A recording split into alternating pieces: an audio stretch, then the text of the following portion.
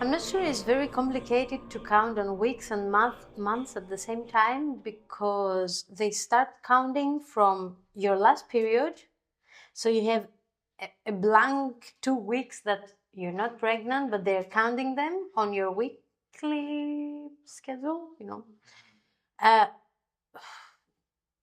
would say, yeah, I'm somewhere in the 5th month, but I'm not sure where exactly.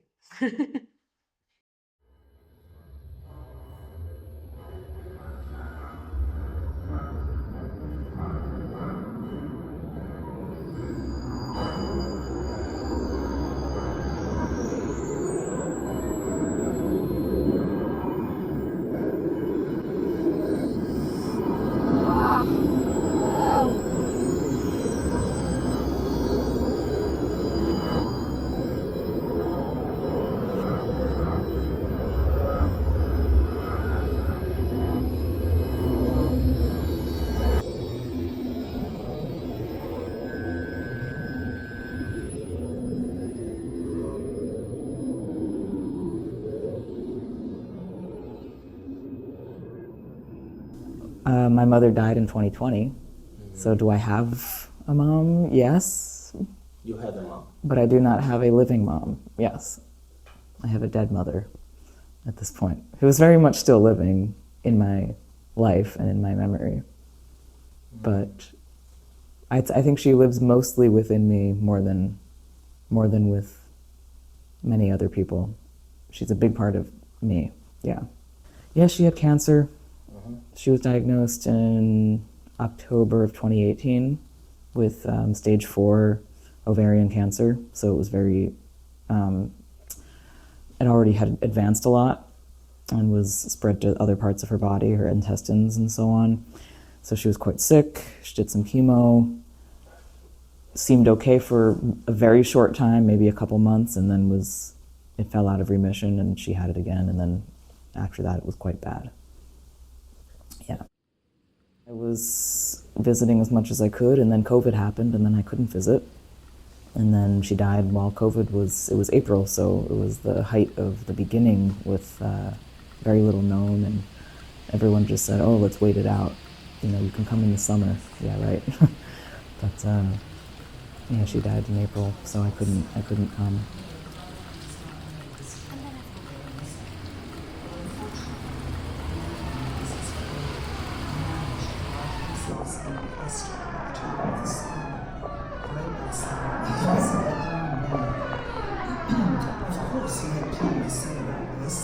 About college kids who didn't care about other people's things, and everybody trying to rip him off all the time. Christmas came and went without notice, except that was nowhere. It's different now than when I had it.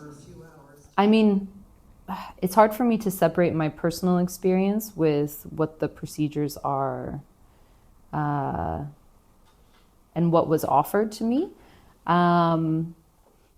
what I understand at that time is you had two options of you have like a pill that you can take and then you like bleed out this thing. Or you go in and they take a machine and they suck out the thing. And I vouched for the second one because I have this thing with blood and I pass out and I feel like I would be really unsure if I was bleeding too much and like I'd get creeped out. So I went with like, okay, I go for the second one. But I had so many adverse reactions to this pill that they stick up your vagina to dilate you so you're wide enough for them to cleanly go through and extract. And I like, you go into the morning, they put the pill in, and then I just went to work thinking like I'd be fine and then I'd come back for my appointment. But during a recording session, I just started getting like intense heat waves and nausea. And my boyfriend had my car and was supposed to pick me up at a certain time to take me to the doctor. So I like was kind of stuck at work. But I had a friend there and he took me to my appointment and I was just super, super, super sick, like vomiting and bleeding and shitting just like all over in a bathroom, and was like passing in and out of consciousness, just like really, really, really sick. And then they had to like wait until I was dilated enough to do it. But I was also like continuously throwing up. So like while I was getting the procedure done, I was throwing up during the whole thing. It was like very sensational, like very over the top. But they did it.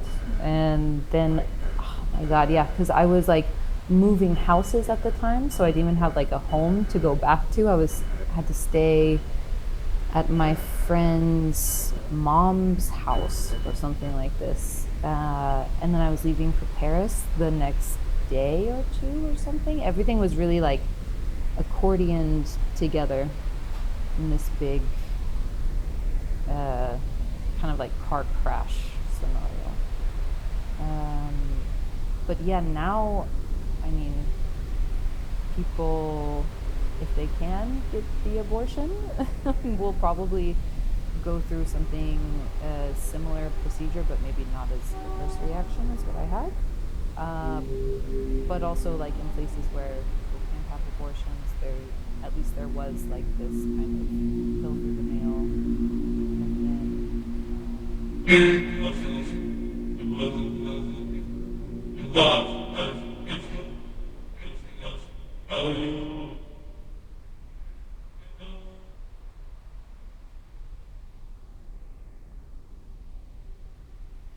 Now give it to me.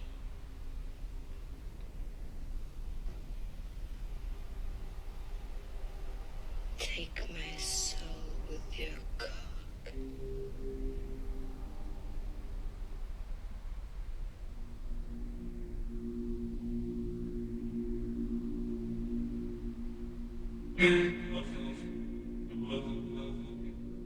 God.